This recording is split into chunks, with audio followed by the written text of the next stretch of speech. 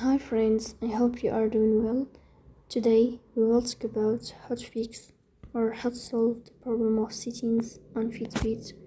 You will click on settings like this. Here we go to apps, default apps, app settings. In this page you will search about Fitbit. Here we click on first stop and you will click OK. Here you will enter to storage. Then we click on clear cache. After that we go to Play Store. You will search about Fitbit app.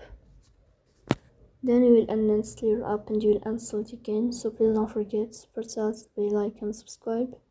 See you next time.